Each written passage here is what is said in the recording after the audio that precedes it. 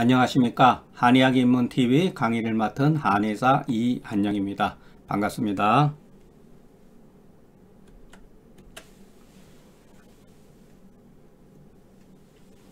오늘은 중경서의 근거주의는 실증적인 증상과 무엇보다 복증을 기술한 것에서 찾아야 한다.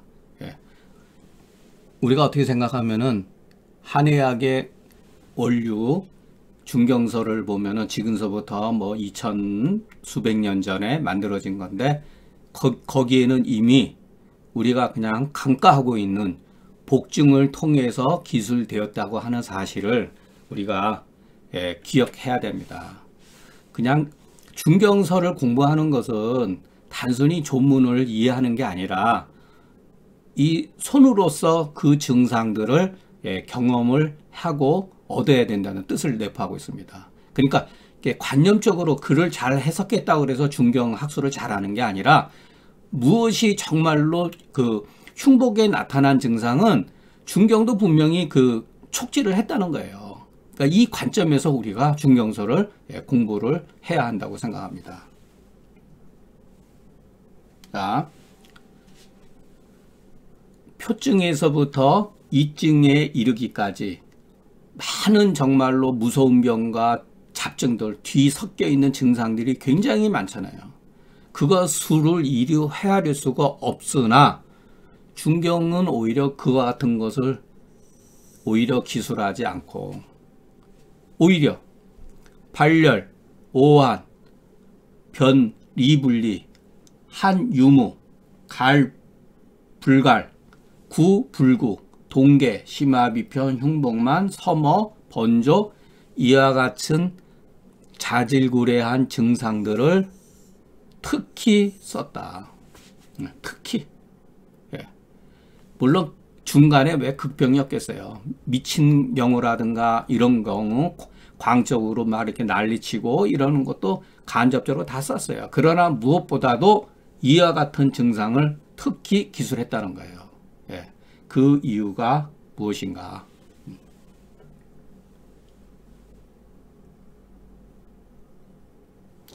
중경이 증상을 기술할 때 극병과 심증 같은 걸 취하지 않고 이와 같은 단순한 어떠한 증상을 취한 이유는 무엇인가? 제가 누차 말씀드렸잖아요. 그죠? 중경의 안목이 아니면은 이와 같은 행위를 할 수가 없다. 중경이 왜 특히 그 증상을 기술했을까? 그것은 요증이라는 거예요. 요증. 중요한 증상.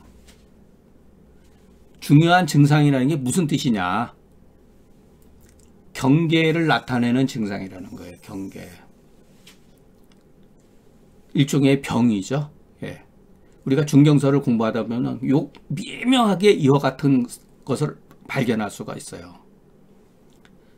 더 나아가서 자, 병원의 단서라고 그랬잖아요. 증상은 병원의 단서인데 그 중에서 그것을 구체적으로 나타나는 것이 병원 중에서 이 병에 해당되는 게 특별히 의미가 있는 거예요.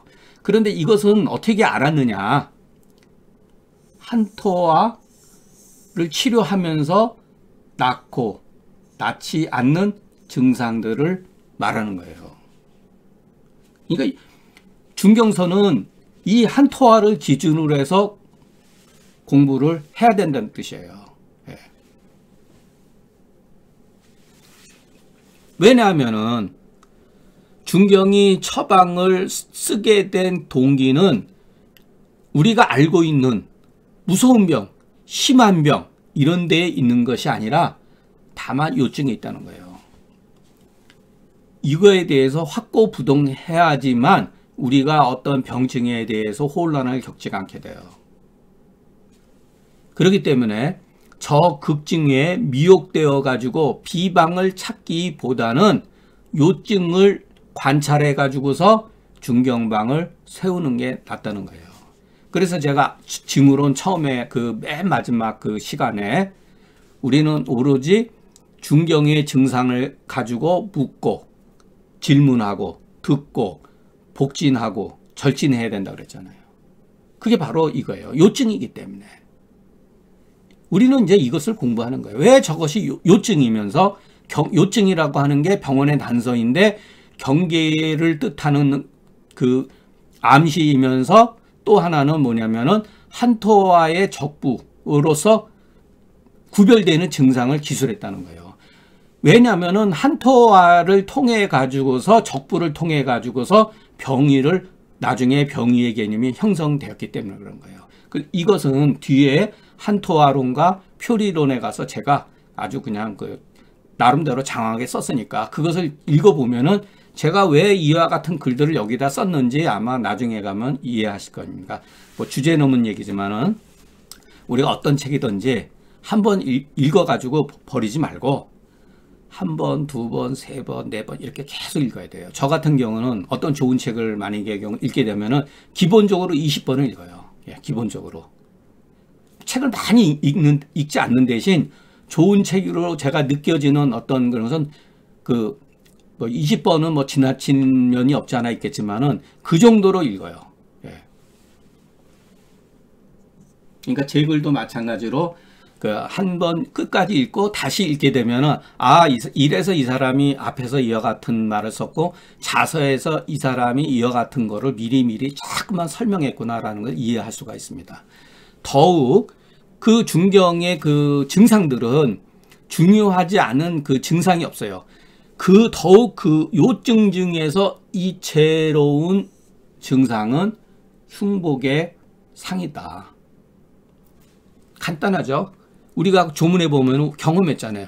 비, 편, 뭐 심화비라든가 심화편만이라든가 심화지결이라든가 결흉이라든가 동계라든가 재하동계라든가 심계라든가 창이라든가 만이라든가 이런 용어들이 있잖아요. 여기 이거다. 중경의 온갖 정신이 집중되어 있는 것은 모두 흉복에 있다는 거예요. 그러면 흉복은 뭐냐? 흉복이라는 것은 우리가 너무 잘 알고 있잖아요. 모든 오장육부가 있는 곳이며 반면에 모든 병독이 몰리는 곳이라는 거예요. 그렇기 때문에 장부가 있기 때문에 이것은 생명의 근본이고 병독이 모이는 거기 때문에 병의 뿌리라는 거예요.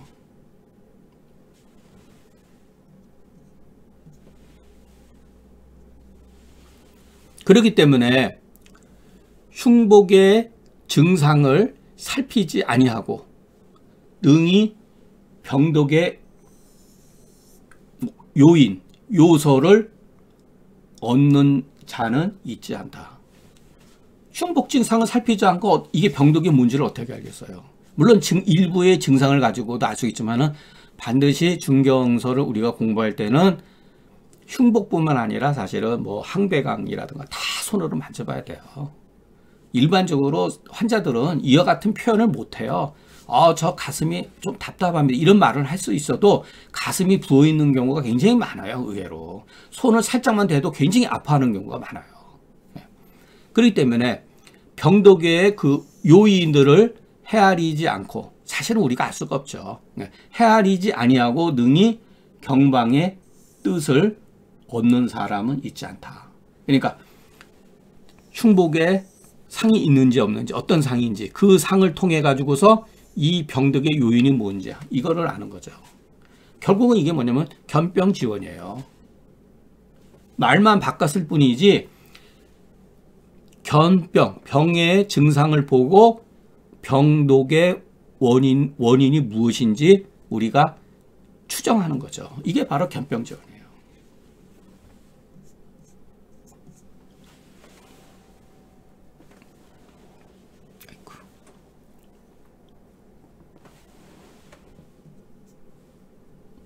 자, 그런데 중경의 처방을 우리가 고찰하면은 비편, 지결, 동계, 창만의 원인은 알고 보면은 한, 열, 수, 담, 조시, 혈, 어혈 이것을 기딩남해의 말에 의하면은 간단하게 그냥 기열수, 변조 이거 불과 이와 같은 것이다. 예.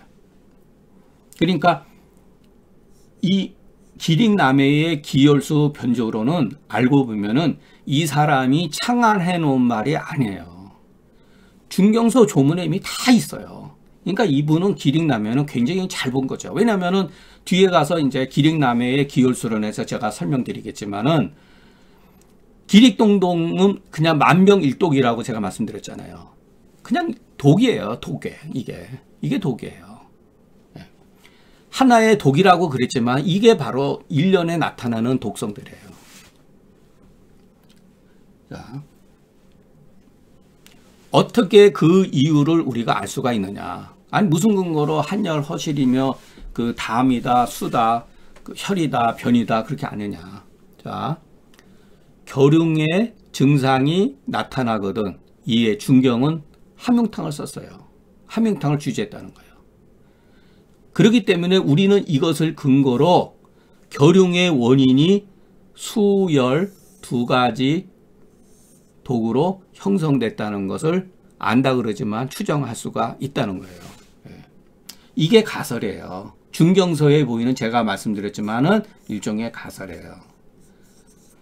이게 옳은 건 아니에요. 결흉증의 함용탕이 100% 옳다는 얘기가 아니에요. 당시에 이 사람들은 중경과 중경 이전의 사람들은 결흉이라고 하는 어떠한 특이한 증상이 나타났을 때 함유탕을 쓴 거예요. 물론 이거는 제가 뒤에 이제 조문을 해석하면서 자세히 이제 말씀드리겠지만은 그냥 어느 날 갑자기 함유탕을 만들어낸 게 아니라는 거죠.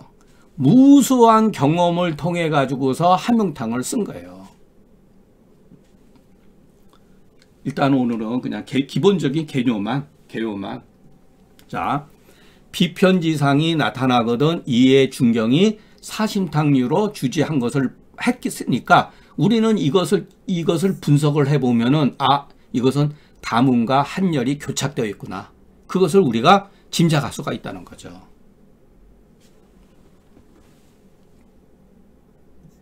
그래서 앞서도 제가 말씀드렸지만은 중경서는 이와 같은 그 비편을 야기시킨 외적인 그러한 원인을 아는 게 중요한 게 아니라 현재 나타난 비편의 상이 있으면은 어떤 원인에 의해서 어떤 원인과 관계없이 비편의 증상이 나타나면은 사심탕으로 일단 쓴다는 거예요. 그것은 다문과 한열이 교착됐다고 보는 거죠. 그래서 중경서에는 제가 그랬잖아요. 병명과 체질과 이런 것을 우리가 구분하지 않아도 현재에 나타난 증상이 무엇이냐 그것만이 이제 중요할 따름이라고. 흉역고만의 상이 나타나거든 중경이 시오탕류로 주제했잖아요. 이것은 열이 울체되고 담음이 있으며 기가 색한 것이라고 하는 것을 우리가 짐작할 수가 있다는 거죠. 또 동계의 증상이 출현하거든 중경이 이런 경우 영계출감탕류로서 치료한 것을 보니까 이것은 수기가 상충한 것이라는 것을 우리가 짐작할 수가 있는 거죠. 이게 바로 수기의 그 변조로 나타났을 때 상충증을 치료하는 대표적인 처방이죠.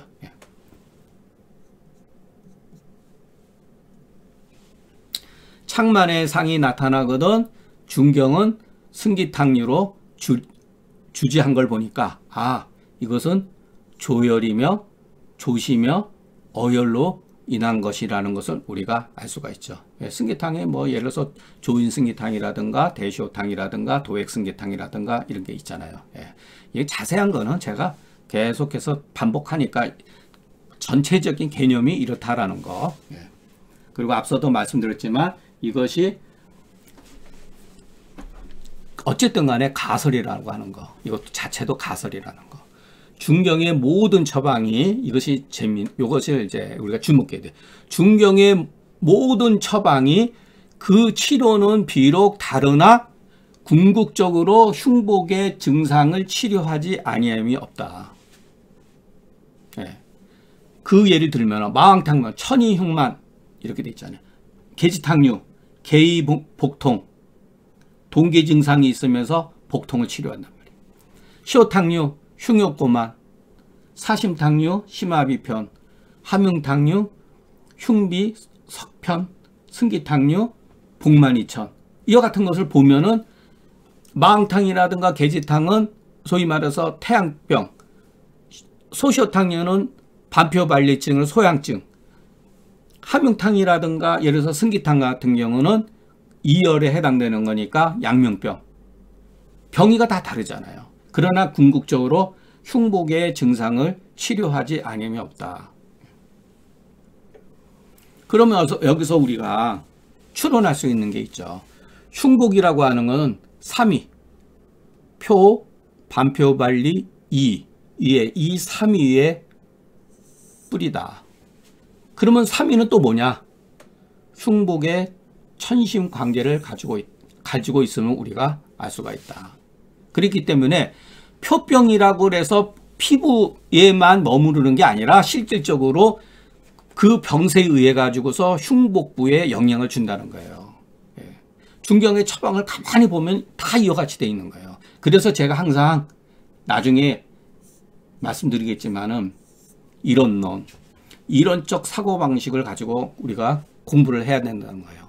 표병이라 해서 표병에만 해당되는 게 아니에요. 실질적으로 흉복부의 질환인데 표증의 약을 써야 되는 경우가 많아요. 그러니까 너무 개념적으로 분류를 하다 보면은 표증약, 반표발리증약, 이증약이라고 이렇게 개념화로 이렇게 고정시켜 버리면은 이 이론적 관계가 깨져 버려요. 그러니까 인간의 몸은 자연 현상하고 같이 항상 유기적으로 구조적으로 되어 있는 거예요. 공간적인 개념으로 된 것을 이해를 하셔야지 이것을 어떤 단층적으로 분리적으로 이해를 하게 되면은 한의학의 좋은 장점을 우리가 놓칠 수가 있다는 거예요. 자, 오늘 강의는 여기서 마치겠습니다.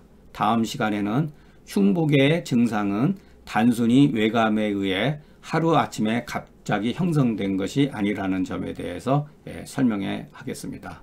경청해 주셔서 감사합니다.